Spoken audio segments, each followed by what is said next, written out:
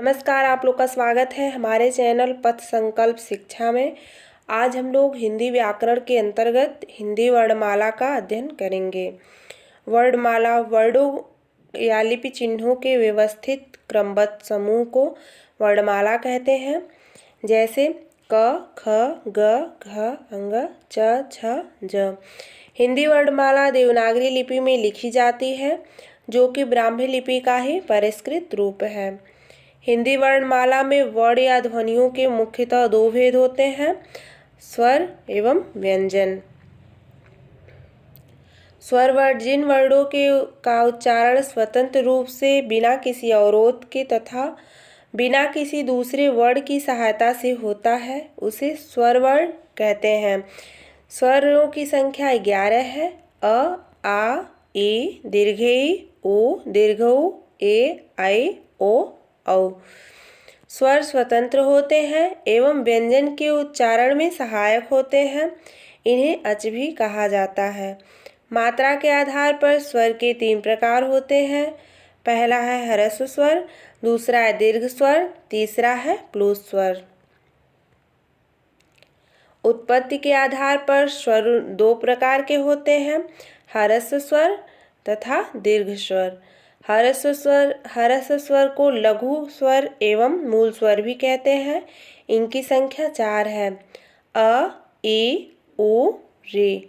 जिन स्वरों के उच्चारण में कम से कम समय लगता है, उसे ह्रस्व स्वर कहते हैं। ह्रस्व स्वर के उच्चारण में एक मात्रा का समय लगता है, इसलिए इन्हें एक मात्रिक स्वर भी कहते हैं।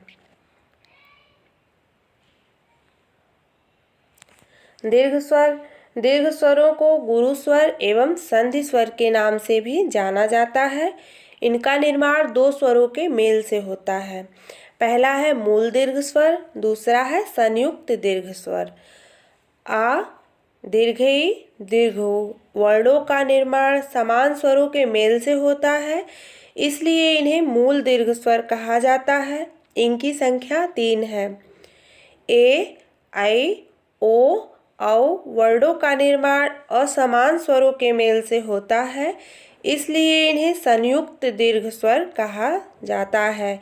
इनकी संख्या 4 है। दीर्घ स्वरों के उच्चारण में ह्रस्व स्वर से दुगुना समय लगता है। दीर्घ स्वरों के उच्चारण में 2 मात्राओं का समय लगता है, इसलिए इन्हें द्विमात्रिक स्वर भी कहते हैं। हिंदी भाषा में री का दीर्घ गुरु री नहीं बनता है। प्लुत स्वर हिंदी वर्णमाला के अंतर्गत प्लुत स्वर के लिए किसी भी प्रकार के लिपि चिन्ह एवं मात्रा का प्रयोग नहीं किया गया है। वैदिक भाषा संस्कृत में प्लुत शब्द का प्रयोग देखने को मिलता है। प्लुत स्वरों के उच्चारण में 3 मात्रा का समय लगता है, इसलिए इसे त्रिमात्रिक स्वर भी कहते हैं, जैसे ओम। अयोगवाह इनकी संख्या 2 है। इनकी गिनती स्वर एवं व्यंजन के अंतर्गत नहीं होते हैं। अंग को अनुस्वार एवं अह को विसर्ग भी कहा जाता है। आगस स्वर हिंदी वर्णमाला में आ को आगस स्वर की श्रेणी में रखा गया है। यह फारसी भाषा का शब्द है। इसका प्रयोग अंग्रेजी के कुछ शब्दों को हिंदी में लिखने के लिए किया जाता है, जैसे ऑफिस, ऑफिसर आदि। जीव प्रयोग के आधार पर स्वरों का वर्गीकरण।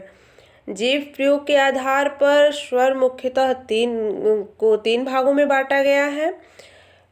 पहला है अग्रभाग, दूसरा है मध्य भाग, तीसरा है पश्च भाग। अग्रभाग में 4 वर्ण आते हैं, ई, दीर्घई, ए और ऐ।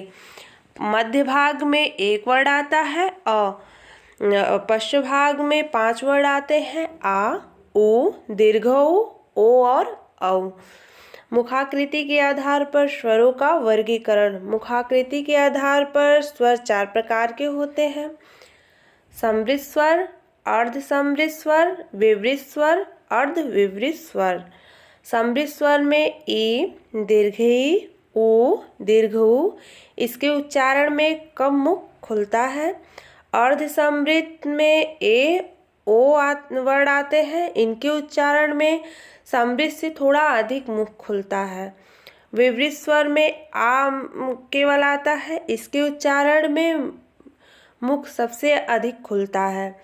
अर्ध विवृत स्वर में अ, ऐ, औ, आ वर्ड आते हैं। ये इनके उच्चारण में विवृत से कम और अर्ध समृद्ध से थोड़ा अधिक मुख खुलता है। ओष्ठ प्रयोग के आधार पर स्वरों का वर्गीकरण।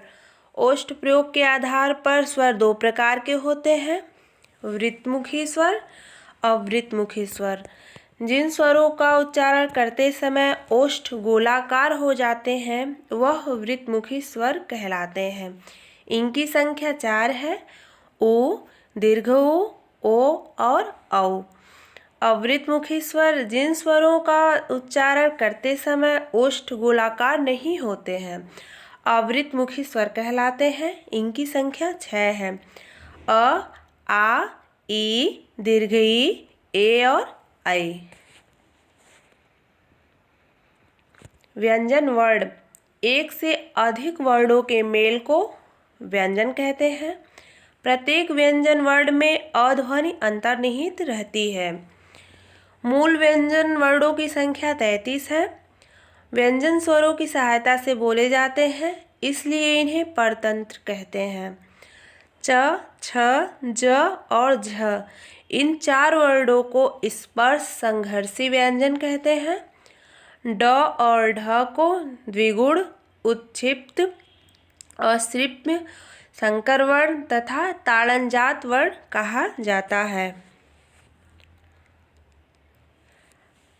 ड़, य, ड़, न, म इन 5 वर्णों को पंचमाक्षर वर्ण तथा नासिक के वर्ण या पंचम वर्ण कहा जाता है।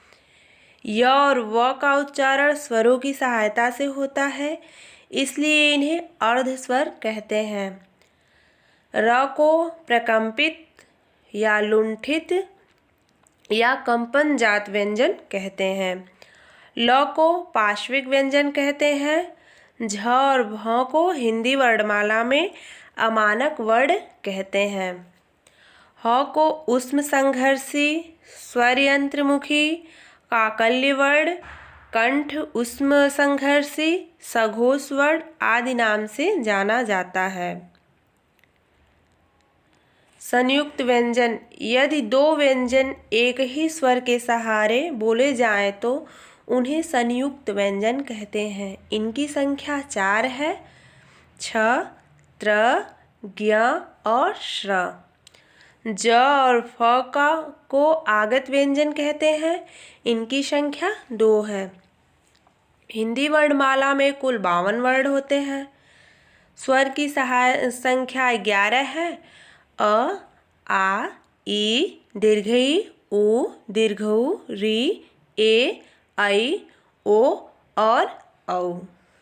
अयोगवाह 2 होते हैं, अंग और अह। मूल व्यंजन की संख्या 33 होती है, जिसमें स्पर्श व्यंजन की संख्या 25 है। क वर्ग से लेकर के प वर्ग तक 25 स्पर्श व्यंजन है। अंतस्थ व्यंजन की संख्या 4 है, य, र, ल, व। ऊष्म व्यंजन की संख्या भी 4 है। ऊष्म व्यंजन है श, ख, श, ह। द्विगुण व्यंजन की संख्या 2 है, जो है ड और ढ। संयुक्त व्यंजन की संख्या 4 है, छ, त्र, ज्ञ और श्र। अल्प प्राण। जिन व्यंजन वर्णों के उच्चारण में श्वास अल्प मात्रा में निकले उसे अल्प प्राण कहते हैं। प्रत्येक वर्ग का पहला, तीसरा तथा 5वां वर्ण और अंतस्थ व्यंजन य, र, ल, व अल्प प्राण होते हैं।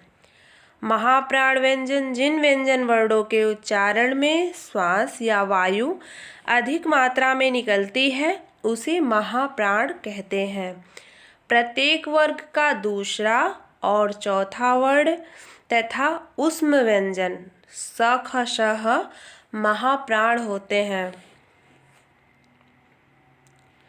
अघोष व्यंजन, जिन व्यंजन वर्णों के उच्चारण में हमारी स्वर तंत्रियों में कंपन नहीं होता उन्हें अघोष कहा जाता है। प्रत्येक वर्ग का पहला दूसरा वर्ण एवं स, श, श अघोष वर्ण होते हैं। सघोष को घोष व्यंजन भी कहते हैं। जिन व्यंजन वर्णों के उच्चारण में हमारी स्वर तंत्रियों में कंपन होता है उन्हें सघोष या घोष व्यंजन कहते हैं। इसमें प्रत्येक वर्ग का तीसरा, चौथा और पांचवा वर्ण सघोष व्यंजन में आता है।